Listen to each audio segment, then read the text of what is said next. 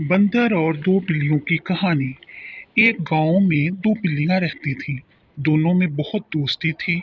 इन्हें जो कुछ मिलता बराबर तकसीम करके खा लेती थीं। एक दिन इन्हें एक रोटी मिली। इसे दोनों ने तकसीम कर लिया। लेकिन तकसीम के बाद दोनों में झगड़ा पैदा हो गया।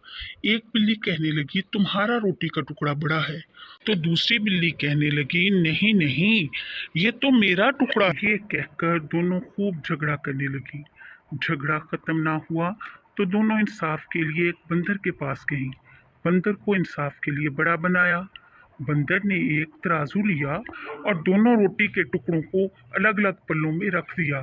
तराजू का पल्ला एक जानिब झुकने लगा। तब बंदर ने झुके हुए पल्ले से रोटी का टुकड़ा उठाया और तोड़कर अपने मुंह में डाल लिया। जिसके बाद तराजू का दूसरा पल्ला झुकने लगा। बंदर ने इस पल्ले से रोटी का टुकड़ा तोड़ा और मुंह में डाल लिया। रोटी के टुकड़े एक के बाद एक खाता गया। रोटी का टुकड़ा छोटा सा बाकी रह गया। ये देखकर दोनों बिल्लियां परेशान हो गईं।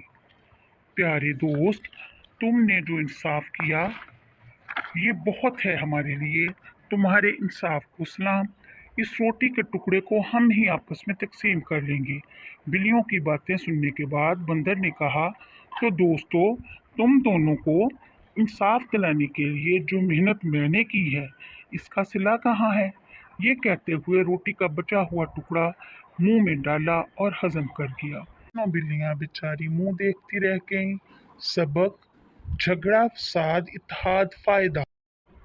Please like, subscribe and share.